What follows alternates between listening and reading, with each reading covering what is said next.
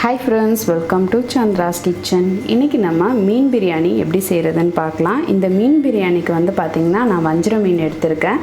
வஞ்சிர மீனை இந்த மாதிரி கட் பண்ணி வச்சுருக்கோம். இப்போ நம்ம வஞ்சிர மீனுக்கு ஒரு மசாலா ரெடி பண்ணி அதை நம்ம மேக்னேட் பண்ணி ஒரு அரை மணி நேரம் ஊற வைக்கணும். இப்போ நம்ம மீனுக்கான மசாலா ரெடி பண்ணிக்கலாம். மீன் மசாலாக்காக ஒரு 1.5 ஸ்பூன் தனி மிளகாய் தூள் சேர்த்துக்கலாம். தேவையான அளவு உப்பு சேர்த்துக்கலாம். மிளகு பொடி ஒரு 1/4 ஸ்பூன் சேர்த்துக்கலாம். இஞ்சி பூண்டு விழுது ஒரு அரை ஸ்பூன் சேர்த்துக்கலாம். மஞ்சள் தூள் ஒரு 1/4 ஸ்பூன் சேர்த்துக்கலாம்.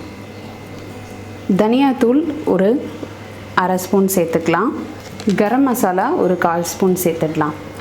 இப்போ நம்ம இது கூட எலுமிச்சைப்பழம் ஒரு எலுமிச்சைப்பழத்தை பிழிஞ்சிடலாம்.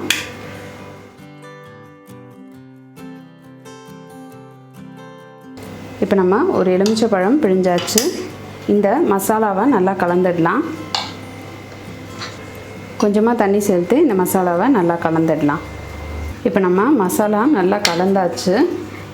இப்போ நம்ம இந்த மசாலாவை மீனில் சேர்த்து நல்லா கலந்து வச்சிடலாம்.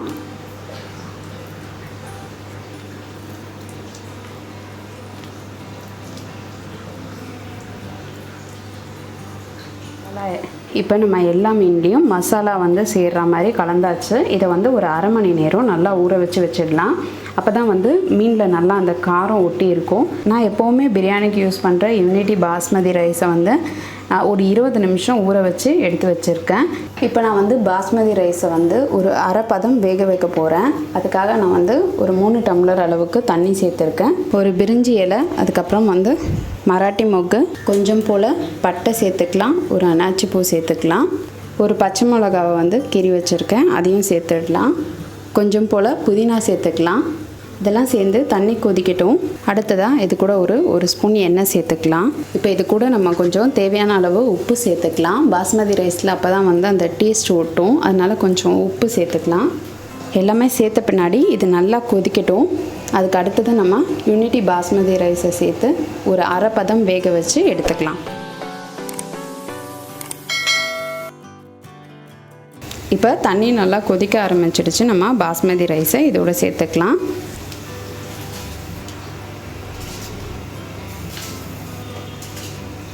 சும்மா லைட்டாக ஒரு வாட்டி கலந்து விட்டால் போதும். இது நல்லா ஒரு அரை பதம் வேகிற அளவுக்கு வச்சுக்கலாம். இப்போ நம்ம பாஸ்மதி ரைஸ் பாதி அளவுக்கு வெந்துடுச்சு. நம்ம இதை நம்ம வடிகட்டி எடுத்து வச்சுக்கலாம். இப்போ நம்ம ஒரு கடாயில் மீன் பொரிக்க தேவையான அளவு எண்ணெய் விட்டுக்கலாம்.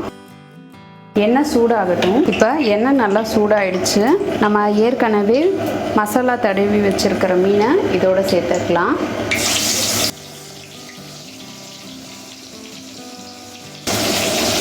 இப்போ நம்ம மீன் ஒரு பாதி அளவுக்கு வெந்துடுச்ச உடனே எடுத்துடலாம். இப்போ மீன் பாதி அளவு வெந்துடுச்சு. இதை எடுத்துடலாம். மீன் இப்போ நம்ம பொரிச்சு எடுத்து வச்சுக்கலாம். இதே மாதிரி எல்லா மீனையும் நம்ம பொரிச்சுக்கலாம். இப்போ நம்ம எல்லா மீனையும் பொரிச்சாச்சு. அடுத்து தான் நம்ம பிரியாணி செய்ய ஆரம்பிச்சிடலாம். இதுக்காக நான் ஒரு பிரியாணி பாத்திரத்தில் ஒரு 2 ஸ்பூன் அளவுக்கு நெய் சேர்த்துக்கிறேன். ஒரு 2 ஸ்பூன் அளவுக்கு ரீஃபைண்ட் ஆயில் சேர்த்துக்கிறேன். நெய்யும் எண்ணெயும் காஞ்சிடுச்சு. இது கூட நம்ம பிரிஞ்சி இலை, பட்டை, கல்பாசி எல்லாமே இதோடு சேர்த்துக்கலாம். கிராம்பு, ஜாதிபத்திரி, ஒரு 1/4 ஸ்பூன் அளவுக்கு சோம்பு, ஒரு 2 ஏலக்காய் சேர்த்துக்கலாம். இது கொஞ்சம் வதங்கட்டும். இது கூட நம்ம ஒரு 3 பச்சை மிளகாய் சேர்த்துடலாம். ஒரு 2 பெரிய வெங்காயத்தை நீளவாக்கில் நறுக்கி வச்சுருக்கேன், அதையும் இதோட சேர்த்துடலாம். சேர்த்துட்டு நல்லா இதை வதக்கிடுங்க. ஒரு கைப்பிடி நிறைய புதினா சேர்த்துக்கோங்க. சேர்த்துட்டு இதை நல்லா வதக்கிக்கோங்க. இப்போ வெங்காயம் ஓரளவுக்கு வதங்கிடுச்சு. இது கூட நான் ஒரு 3 தக்காளியை நீளவாக்கில் நறுக்கி வச்சுருக்கிறத சேர்த்துக்கிறேன். சேர்த்துட்டு நல்லா வதக்கிடுங்க. ஒரு 1/4 ஸ்பூன் அளவுக்கு மஞ்சள் தூள் சேர்த்துக்கலாம். சேர்த்துட்டு நல்லா இதை வதக்குங்க. ஏற்கனவே நம்ம பாஸ்மதி ரைஸில் உப்பு சேர்த்து வேக வச்சுருக்கோம். அதனால் இந்த மசாலாவுக்கு தேவையான அளவு உப்பை சேர்த்து நல்லா வதக்கிடுங்க. இந்த வெங்காயம் தக்காளி நல்லா வதங்கட்டும். இப்போ நான் 1.5 ஸ்பூன் அளவுக்கு இஞ்சி பூண்டு விழுது சேர்த்துருக்கேன். அடுத்தது பார்த்திங்கன்னா நம்ம மீன் பொரிச்ச எண்ணெயை இப்போ சேர்த்துக்கலாம். ஏன்னா பிரியாணிக்கு எப்போவுமே எண்ணெய் வந்து கொஞ்சம் கூடுதலாக தான் சேர்ப்போம். நான் முதல்லையே இந்த எண்ணெயை ஏன் சேர்க்கலன்னா கொஞ்சம் நெடி வரும், அதனால் முதல்ல நான் அதை சேர்க்கல. இப்போ நம்ம சேர்த்துட்டு நல்லா இதை வதக்கிடலாம்.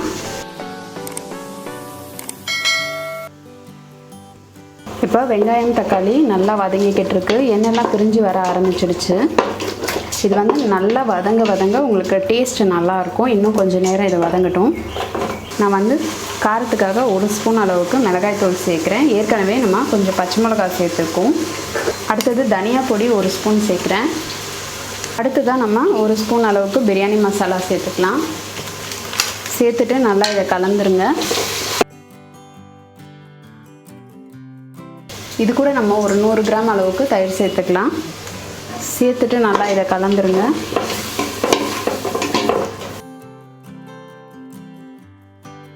இப்போ நம்ம இந்த மசாலாவோட கொஞ்சம் தண்ணி சேர்த்துக்கலாம். இந்த மசாலா நல்லா கொதிக்கட்டும்.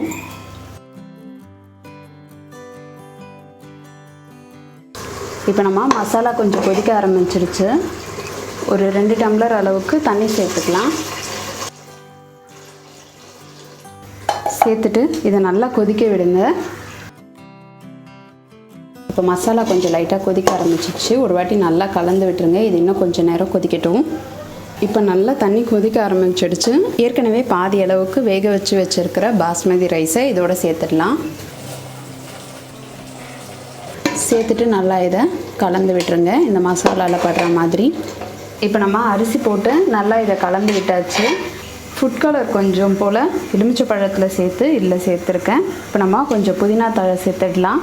இந்த மாதிரி ஒரு தோசை தவா வச்சுட்டு இந்த பிரியாணி பாத்திரத்தை வச்சிடலாம். கொஞ்சம் கொத்தமல்லி தழை இதில் சேர்த்துடலாம். இப்போ நம்ம வறுத்து வச்சுருக்கிற மீன் வறுவலையும் இதுக்கு மேலாப்பில் வச்சிடலாம்.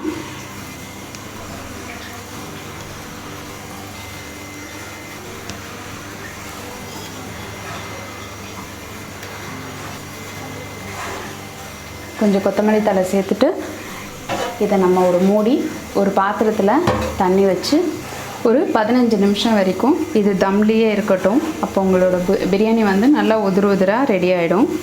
இப்போ நம்ம ஒரு 15 நிமிஷம் ஆகிருக்கு, ஓப்பன் பண்ணி பார்த்துடலாம். இப்போ நம்மளுடைய பிரியாணி ரெடி ஆகிடுச்சு. நம்ம இதுக்கு மேலாப்பில் 1 ஸ்பூன் அளவுக்கு நெய் சேர்த்துக்கலாம்.